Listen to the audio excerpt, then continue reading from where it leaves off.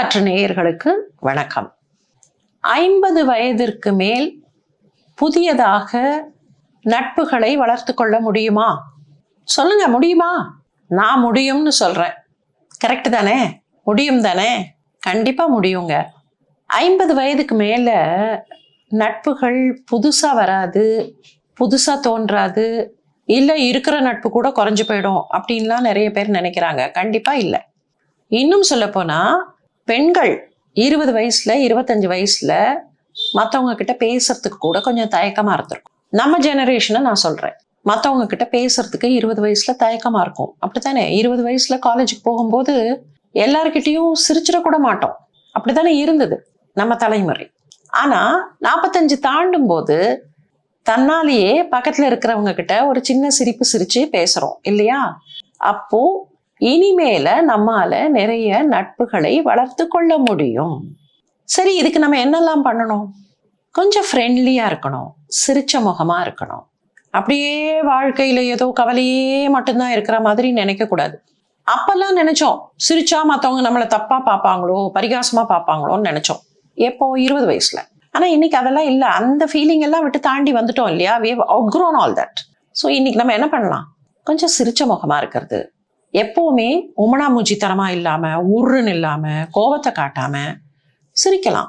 கான்சியஸாவே முதல்ல ஆரம்பிக்கலாம். அந்த பழக்கம் இல்லை அப்படின்னு நினைச்சீங்கன்னா கான்சியஸா, அடடா நான் சிரிக்க மறந்துட்டேனே அப்படின்னு கொஞ்சம் ஸ்மைலிங்கா, தனியா இருந்தா கூட பரவாயில்ல, கொஞ்சம் ஸ்மைலிங்கா இருக்கிறது தன்னாலேயே அது பழக்கமாயிடும். சரி, அடுத்தது என்ன பண்ணலாம்? இப்போ எங்கேயோ வெளியில போறோம், வாக்கிங் போறோம்னு வச்சுப்போம்.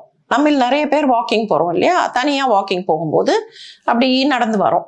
அப்போ எதிரில் யாரோ வராங்க, ஒரு நடுத்தர வயது ஒரு பெண்மணி வராங்கன்னு வச்சுப்போம்.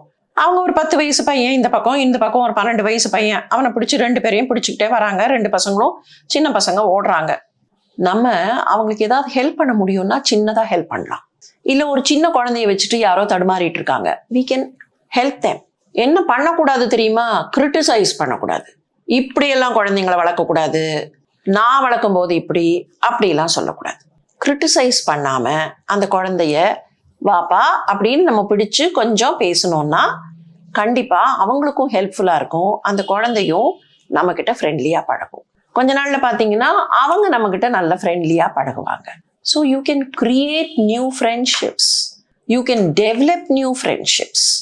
ஒரு இடத்துக்கு போறோம், பக்கத்துல இருக்கிறவங்க கிட்ட ஒரு ஃப்ரெண்ட்லியா ஒரு சின்ன ஸ்மைல் கொடுத்தோம்னா, பஸ்ல டிராவல் பண்றோம்னு வச்சுப்போம், இல்லை வேற எங்கேயாவது போயிட்டு இருக்கோம், 2 பையோட ஒருத்தங்க நிற்கிறாங்க, கொடுங்கம்மா நான் கொஞ்சம் ஹெல்ப் பண்ணுறேன் அப்படின்னு சொன்னோம்னா அவங்களுக்கு நம்மக்கிட்ட ஒரு பெரிய மதிப்பு வரும், நமக்கும் ஒரு நல்ல ஃப்ரெண்டு கிடைப்பாங்க. இதெல்லாம் சின்ன சின்ன விஷயங்க. எல்லாரையும் நம்ம வீட்டு மெம்பர்ஸ் மாதிரி, நம்ம குடும்ப மெம்பர்ஸ் மாதிரி நினைச்சோம்னா நேச்சுரலாக நமக்கு நல்ல ஃப்ரெண்ட்ஷிப் கிடைச்சிடும். இன்னொரு விஷயம், இப்போ நம்மில் சில பேருக்கு சில திறமைகள் இருக்கும். அந்த சகோதரி நல்லா பாடுறாங்கன்னு வச்சுப்போம். அவங்க நல்ல பாட்டு கற்றுக்கிட்டாங்க, அவங்களுக்கு நல்லா பாட தெரியும். நம்மக்கிட்ட இருக்கிற திறமைய மற்றவர்களுக்கு சொல்லி கொடுக்கலாம். எனக்கு நல்லா பாட தெரியும், இல்லை எனக்கு கந்த சஷ்டி கவசம் நல்லா தெரியும், சௌந்தரிய லஹரி நல்லா தெரியும், லலிதா சகஸ்ரநாமம் நல்லா தெரியும், சாண்ட் பண்ண தெரியும். நான் என்ன பண்ணலாம்? என் வீட்டு பக்கத்துல இருக்கிற ஒரு சிலருக்கு கற்றுக் கொடுக்கலாம். அவங்க எந்த வயசுக்காரங்களா வேணாலும் இருக்கலாம், வாங்க நான் சொல்லி கொடுக்குறேன் அப்படின்னு சொல்லி கொடுக்கும்போது நீங்க பாருங்களேன், நிறைய பேர் என்கிட்ட என்ன சொல்லுவாங்க தெரியுமா? இவங்க எனக்கு ரொம்ப க்ளோஸ் ஃப்ரெண்டும்பாங்க. பார்த்தா அவங்களுக்குள்ள நிறைய வயசு வித்தியாசம் இருக்கும். எப்படி இவங்க உங்களுக்கு ஃப்ரெண்ட் ஆனாங்கன்னா, இல்லை நான் திருப்புகள்லாம் சொல்லி கொடுப்பேன், அவங்களுக்கு சொல்லி கொடுத்தேன், அவங்க எனக்கு ஃப்ரெண்ட் ஆயிட்டாங்க. ஸோ நமக்கு தெரிஞ்சது, உங்களுக்கு நிட்டிங் தெரியுமா? அந்த நிட்டிங்கை சொல்லி கொடுக்கலாம். பெயிண்டிங் தெரியுமா? பெயிண்டிங் சொல்லி கொடுக்கலாம். சின்ன சின்ன கலைகள். ஒன்று பாப்லோ பிகாசோவா எல்லாரும் மாறி உடனே பெரிய எக்ஸிபிஷன் நடத்தணும்னு அவசியம் இல்லை. பாட்டு சொல்லி கொடுத்த உடனே பாட்டு கற்றுக்கிட்டவங்க இமீடியட்டாக கச்சேரி பண்ணணும்னு அவசியம் இல்லை. அந்த எதிர்பார்ப்பு நமக்கும் இருக்கக்கூடாது, அவங்களுக்கும் இருக்கக்கூடாது. It is a friendly exchange of knowledge, knowledge sharing அப்படின்னு சொல்கிறோம் இல்லையா? அந்த மாதிரியான ஒரு ஃப்ரெண்ட்லி ஷேரிங். இதெல்லாம் ஃப்ரெண்ட்ஷிப்பை அதிகப்படுத்துறதுக்கு, ஃப்ரெண்ட்ஷிப்பை உருவாக்குவதற்கான வாய்ப்புகள்.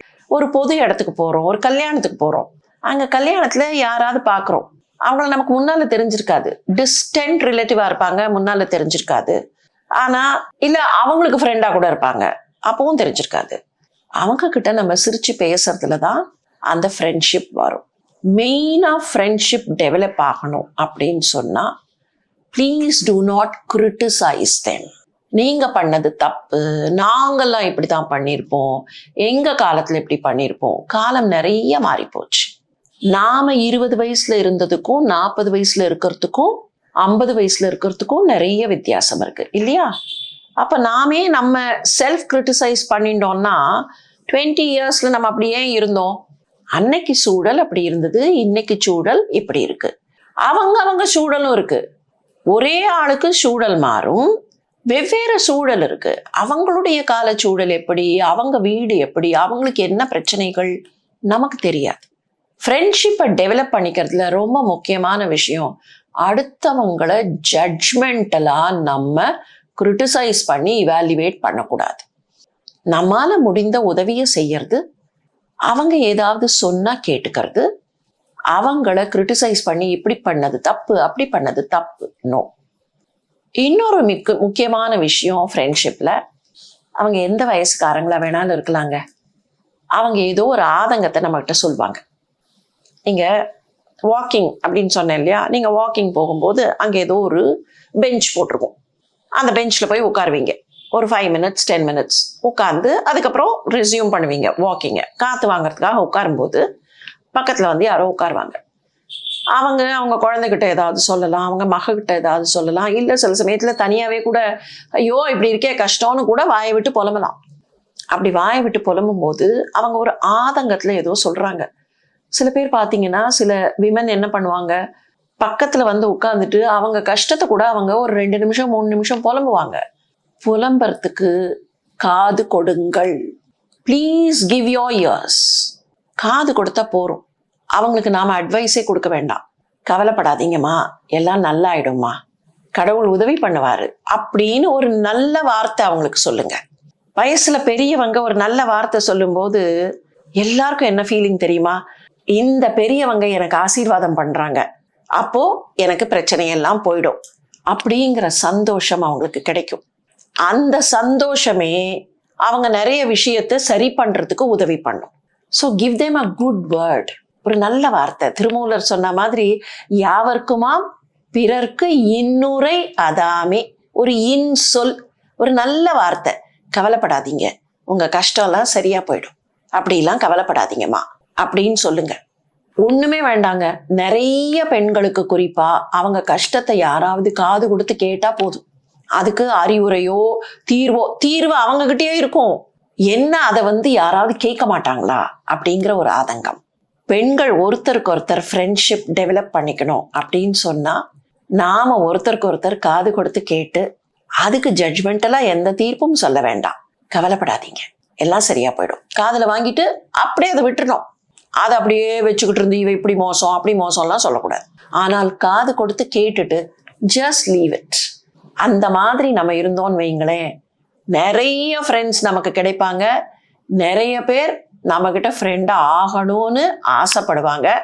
நெக்ஸ்ட் டைம் நாம பார்க்கும்போது நிறைய ஃப்ரெண்ட்ஸ் கிடைச்சிட்டாங்க அப்படிங்கிற இன்ஃபர்மேஷனோட தான் நாம மீட் பண்ண போறோம். ஓகே, பூங்காற்று இது நாளைய நல்வாழ்விற்கான வழிகாட்டு. தொடர்ந்து எங்களோட வீடியோக்களை பார்க்கறதுக்கு பூங்காற்று சேனலை சப்ஸ்கிரைப் பண்ணுங்க அண்ட் ஃபாலோ பண்ணிடுங்க.